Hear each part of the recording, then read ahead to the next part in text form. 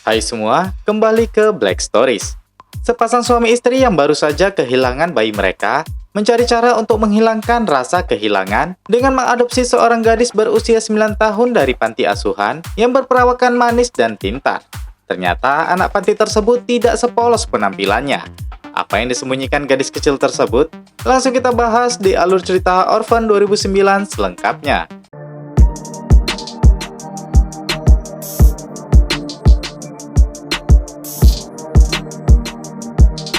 Di tahun 2009, kita melihat seorang ibu yang sedang kehilangan bayinya di dalam perut. Dan para dokter berusaha mengeluarkan bayi yang meninggal itu.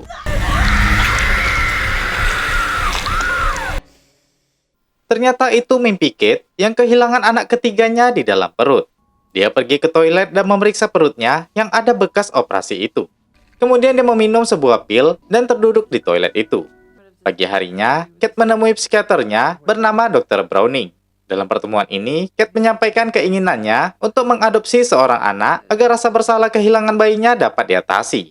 Dia juga cerita kalau dia hampir saja masuk ke toko miras untuk membeli wine.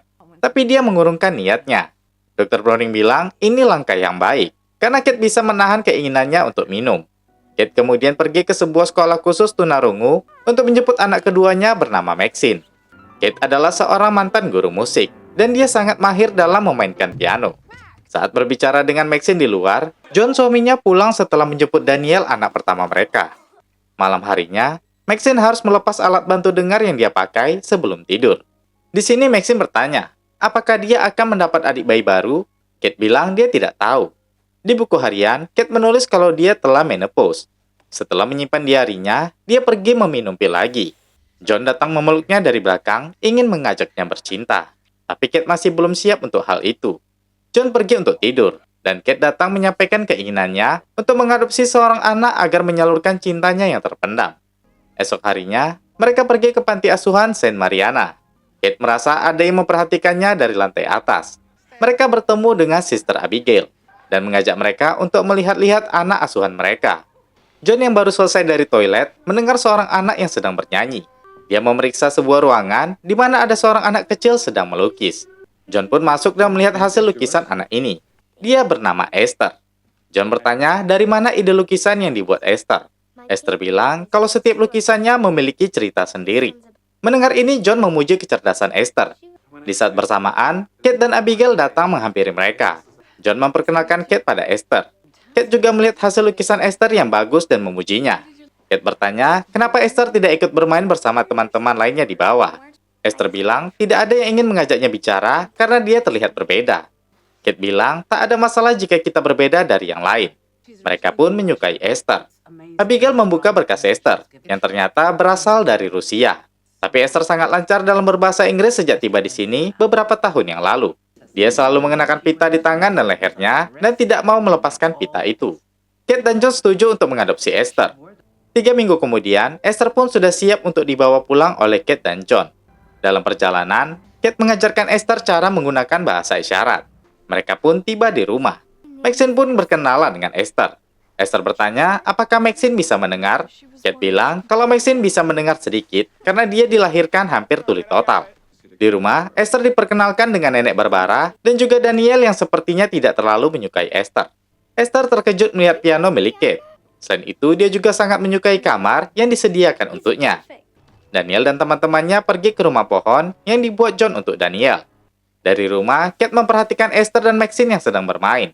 Malam harinya, Kate ingin bercinta dengan suaminya. Esther tiba-tiba terbangun. Dia pergi menghampiri Maxine. Saat Kate dan John sedang asik, mereka dikejutkan kedatangan Esther dan Maxine yang takut dengan petir dan ingin tidur bersama mereka. Dan Esther bilang dia ingin tidur di samping John. Di sekolah, Esther diperkenalkan sebagai siswi baru. Brenda, teman kelasnya, meledek pakaian yang dikenakan Esther. Setelah di rumah, seekor merpati hinggap di situ, dan Daniel menembaknya dengan peluru karet. Daniel melihat burung itu sekarat. Esther datang dan menyuruh Daniel untuk mengakhiri penderitaan burung itu, tapi Daniel menolak.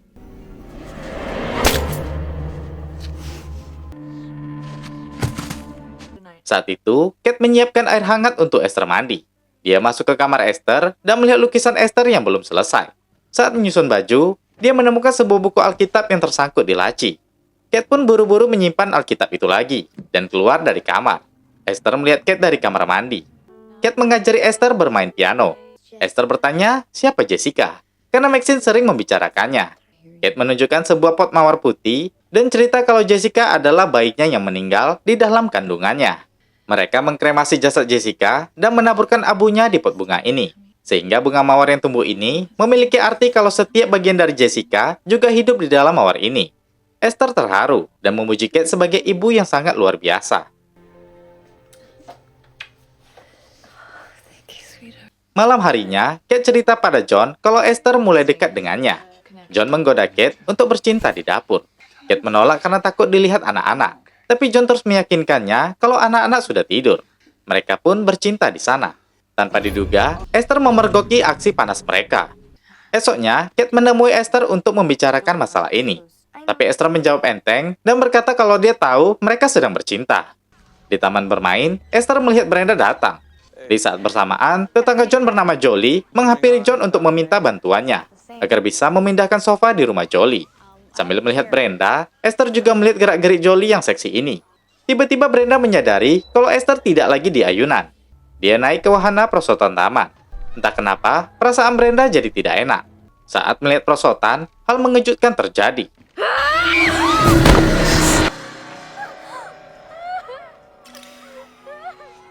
Saat makan malam, John bertanya pada Esther tentang kebenaran yang terjadi pada Brenda.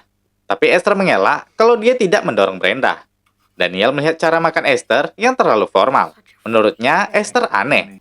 She's not my fucking sister. Kata-kata kasar Daniel membuat John mengunci rumah pohon Daniel sebagai hukuman. Kate yang sedang belanja mendapat telepon dari Abigail. Esther menolak untuk berbicara dengan Abigail. Kate sedikit bingung melihat ini. Ternyata Abigail menelpon untuk meminta Kate menyiapkan dokumen kesehatan dan gigi milik Esther sebagai laporan database-nya.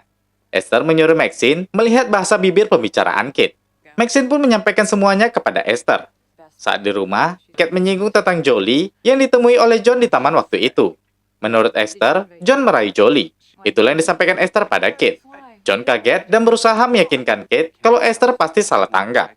Hal ini memicu perdebatan tentang perselingkuhan John 10 tahun yang lalu. Dan John juga menyalahkan Kate yang suka mabuk-mabukan saat hamil Maxine, sehingga Maxine jadi tunarungu.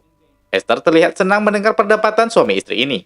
Keesokan harinya, Sister Abigail datang berkunjung ke rumah Kate. Dia curiga kalau ada sesuatu yang tidak beres dengan Esther. Setelah Kate cerita tentang Brenda, Abigail menelpon sekolah Esther dulu. Di sekolahnya dulu, seorang bocah laki-laki yang membawa gunting jatuh dan tak sengaja menusuk rahangnya. Dan Esther di sana waktu kejadian tersebut. Selain itu, kebakaran di rumah keluarga Esther sebelumnya dilakukan dengan sengaja. Hanya Esther yang selamat dari insiden itu. Esther terlihat panik. Esther menemui Maxine dan bilang kalau ada wanita jahat di bawah yang ingin membawanya pergi. Dia meminta Maxine membantunya. Esther meminta Maxine mencari kunci rumah pohon di ruang kerja John. Esther mengambil sebuah palu. Maxine sendiri telah menemukan gantungan kunci ayahnya. Di gantungan kunci ini juga ada kunci brankas, tempat John menyimpan pistol. Esther senang dengan penemuannya ini. Esther menyadari kalau Abigail mau pulang. Dia langsung mengajak Maxine untuk melakukan pekerjaan mereka. Saat mobil Abigail melintas, Esther mendorong Maxine untuk mengalihkan perhatian Abigail.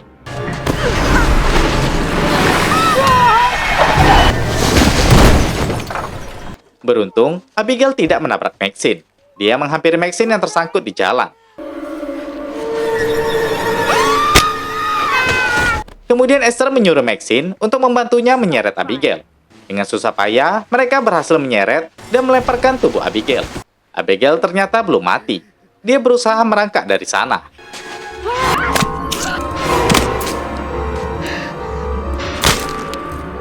Mereka kemudian ke rumah pohon Daniel dan menyembunyikan barang bukti di lantai rumah kayu ini. Maxine terlihat ketakutan. Esther meyakinkan Maxine kalau dia terpaksa melakukan ini karena dia menyayangi Maxine dan tidak ingin meninggalkannya. Kemudian mereka pun hendak pergi dari situ. Daniel tanpa sengaja melihat Maxine dan Esther turun dari sana. Daniel segera bersembunyi. Esther nampaknya menyadari hal ini, tapi dia pergi saja dari sana. Malam harinya, Esther mengancam Daniel jika berani mengadukan apa yang dia lihat di rumah pohon itu. Seperti yang direncanakan, Esther dibawa menemui Dr. Browning. Setelah sesi pertemuan selesai, Dr. Browning memanggil Kate dan John untuk membicarakan masalah psikis Esther. Dia bilang dia tidak menemukan sisi jelek dari Esther, hanya saja Esther mengakui kalau sepertinya Kate tidak membiarkan dirinya menyatu dalam keluarga. Bahkan Dr. Browning menyalahkan Kate yang tidak mampu menjadi sosok ibu karena dia mantan peminum berat. Kate sedikit tidak terima dengan hal ini. Di sisi lain, terlihat kepribadian Esther yang dipendamnya dari tadi. Sesampainya di rumah, Kate mendapatkan panggilan dari panti Saint Mariana yang mengabarkan kalau Abigail tidak kunjung kembali ke panti. Dan benar saja, malamnya, tim kepolisian berhasil menemukan jasad Abigail. Kepolisian datang meminta informasi pada John dan Kate. Kate mulai curiga dengan Esther. Esoknya, Kate mencari tahu tentang kelainan jiwa yang diderita anak-anak, sehingga anak tersebut bisa membunuh orang lain. Dia mendiskusikannya pada John, tentang beberapa kasus anak yang menderita gangguan mental, sehingga menjadi pembunuh. Biasanya, anak-anak seperti itu terlihat baik di luar, tapi menyimpan sisi jahatnya di dalam. Tapi John tidak percaya kalau Esther seperti itu. Kate bilang dia ingin tahu dari mana asal Esther dan siapa Esther sebenarnya. Dia ingin menghubungi panti asuhan di Rusia, tempat Esther dulu berada. Keesokan harinya, John mengajak Esther ke dokter gigi, tapi Esther tidak mau. Sementara Kate bertanya bagaimana sikap Esther ke Daniel dan Maxine. Mereka berdua menjawab kalau mereka baik-baik saja. Tapi dari jawaban mereka, Kate malah curiga kalau ada sesuatu yang disembunyikan. Di rumah, Esther menemani John mengerjakan proyek arsitekturnya, sambil cerita kalau Kate sepertinya tidak menyukainya. John menyuruh Esther melakukan sesuatu agar Kate juga menyayanginya. Esther pun setuju. Malam harinya saat Kate di dapur, Esther menghampirinya dan bilang dia punya kejutan untuk Kate. What did you do? God! Hey! What did you do? Hey! Hati Kate benar-benar hancur melihat bunga mawar yang ditanam menggunakan abu Jessica dipetik oleh Esther. Di sisi lain, Esther ke ruang kerja John dan mematahkan lengannya sendiri. Daddy! John yang mendengar suara jeritan Esther di kamar datang menemuinya. Dia melihat tangan Esther cedera. Singkat cerita, Esther sudah pulang dari rumah sakit dan tidur di kamar John. John menuduh Kate telah mematahkan tangan Esther saat dia memarahinya tadi. Stres karena hal ini, Kate pergi ke toko miras dan membeli 2 botol wine. Saat mau meminumnya, Kate terlihat galau sekali. Dia pun membuang sebotol wine tadi ke wastafel. Keesokan harinya, Kate mengantarkan anak-anaknya ke sekolah. Kate melihat buku Daniel tercecer dan turun dari mobil memanggil anaknya.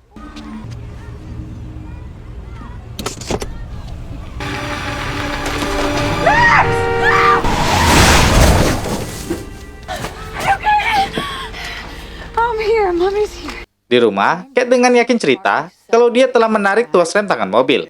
Dia yakin kalau Esther lah yang melepaskan rem tangan itu. Tapi John dan Dr. Browning menyangkal setelah mengetahui kalau Esther menemukan sebotol anggur yang dibeli Kate. John mengancam Kate akan membawa ketiga anaknya menjauhi Kate jika Kate terus menyalahkan Esther. Sementara di atas, Esther mengancam Maxine jika mengadukannya. Saat Esther mandi, Daniel segera ke kamar Maxine. Dia bertanya pada Maxine, apakah Esther yang melepas tuas rem tangan mobil itu? Maxine mengangguk dan menunjukkan gambar-gambarnya tentang apa saja yang telah dilakukan Esther. Bahkan dia memberitahu Daniel kalau barang bukti pembunuhan Abigail disimpan di rumah pohon. Di luar, Esther terlihat menguping pembicaraan mereka. Saat John sudah terlelap, Kate bangun dan bermaksud kabur dari rumah membawa Maxine demi keselamatan anaknya ini. Sayangnya, aksinya dipergoki oleh Esther yang berada di kamar Maxine. Ternyata dia mengetahui rencana Kate dari diary-nya. Bahkan di diary-nya itu, Kate menulis kalau dia telah mengetahui bayi Jessica meninggal di perut 16 hari sebelum persalinan. Hanya saja dia tidak ingin John mengetahui hal ini. Kali ini, Kate benar-benar menyesal telah mengadopsi Esther. Dia menelpon Sister Judith, pengganti Abigail, untuk cari informasi. Kate pergi ke kamar Esther untuk mencari kitab kecil Esther. Dia menemukannya disembunyikan di sebuah boneka. Dia melihat tulisan Institut Cerny di halaman belakang kitab ini. Kate mencari tahunya di internet dan menemukan nomor telepon institut itu. Dia menelpon mereka, kemudian salah satu pria di sana paham bahasa Inggris. Dia membenarkan kalau ini Institut Cerny, sebuah rumah sakit jiwa di Estonia. Mendengar ini jelas Kate terkejut. Sementara Daniel pergi ke rumah pohon dan melihat gemboknya terbuka. Daniel masuk dan mencari barang bukti yang dimaksud Maxine. Ternyata Esther sudah berada di sana. Dia lalu menunjukkan barang bukti yang dicari Daniel dan membakarnya. Seketika api menjalar dengan cepat di rumah pohon ini. Esther keluar dengan menggembok Daniel sendiri di dalam.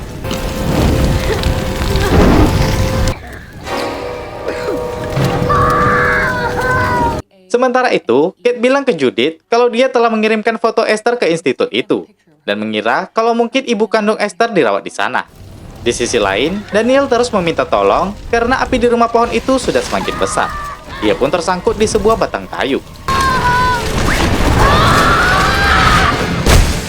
Di rumah, Kate baru menyadari kalau rumah pohon Daniel terbakar. Kate bergegas ke sana. Esther bermaksud untuk menghabisi nyawa Daniel, tapi Maxine mendorong Esther. Di saat bersamaan, Kate datang dan menemukan Daniel tidak sadarkan diri. Daniel! Oh God, no. Daniel, you'll be alright. Di rumah sakit, dokter bilang Daniel mengalami cedera di leher yang cukup serius dan mungkin bisa mempengaruhi ingatannya. Kate lagi-lagi berdebat dengan John dan yakin kalau ini ulah Esther. Dia juga cerita tentang hal yang dia selidiki mengenai Esther, tapi John masih tidak yakin. Esther yang menyadari ulahnya akan terbongkar, pergi dengan alasan ingin membeli soda.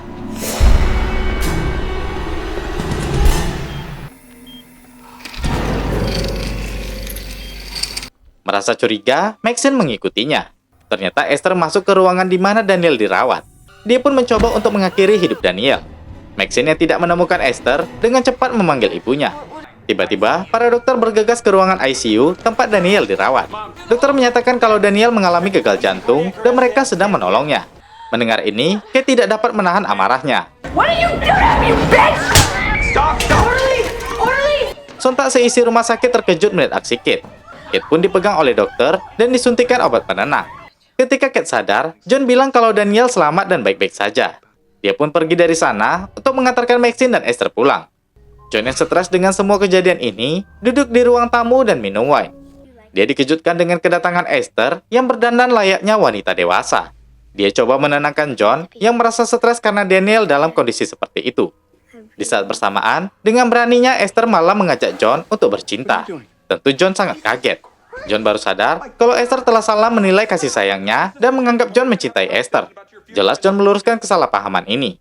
Tapi Esther tidak terima dan pergi meninggalkan John. Di sisi lain, Kate menerima telepon dari Dr. Varna yang bekerja di Institut Sarni.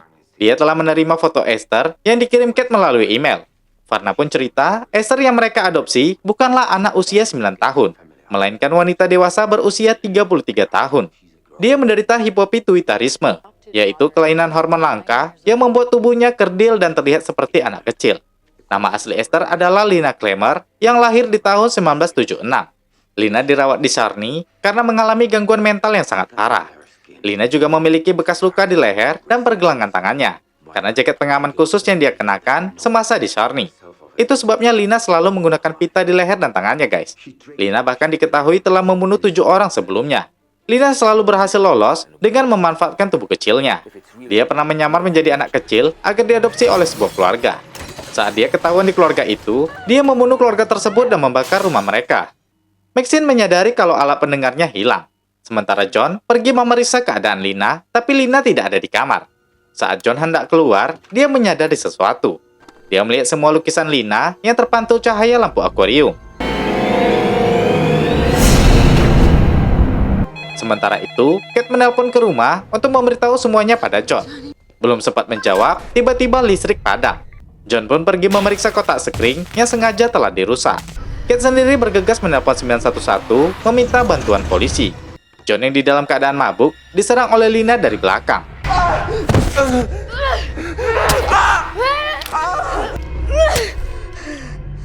Maxine melihat aksi keji yang dilakukan Lina. Dia bergegas berlari dan bersembunyi di kamarnya. Di saat bersamaan, Kate sampai di rumah. Dia terkejut bukan main melihat John telah tewas. Tidak mau berlama-lama, dia bergegas mencari Maxine. Tapi Maxine tidak ada di kamarnya. Saat itu, Kate mendengar suara dari kaca di kamar mandi.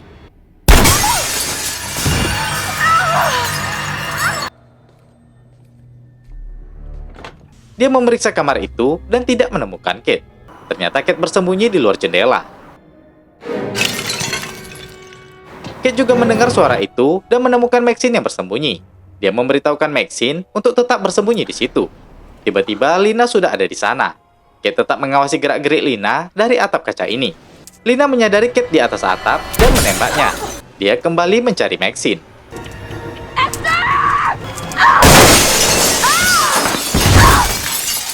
Berhasil melumpuhkan Lina, Kate mengambil pistol John dan membawa Maxine keluar dari rumah, di mana polisi pun sudah tiba di TKP. Tapi Lina menghilang dari lokasi ini.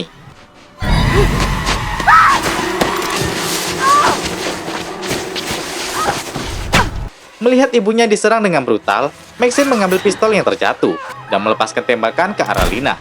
Tapi tembakan itu justru mengenai lapisan es, sehingga es pun retak dan mereka terjatuh ke danau.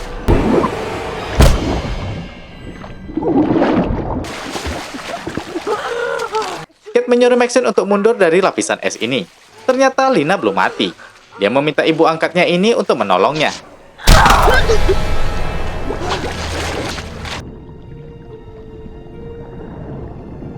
Kate pun berhasil menyelamatkan Maxine dari teror Lina, walaupun John suaminya harus meregang nyawa. Cerita pun berakhir di sini, guys. Nah, siapa Lina sebenarnya dan bagaimana masa lalunya telah difilmkan dalam prequel Orphan ini yang berjudul Orphan First Kill yang baru saja rilis. Nah, untuk tahu ceritanya akan kita bahas di next video. Jadi, ditunggu ya. Oke, terakhir saya Jiwa. Terima kasih sudah menonton dan sampai jumpa di video berikutnya.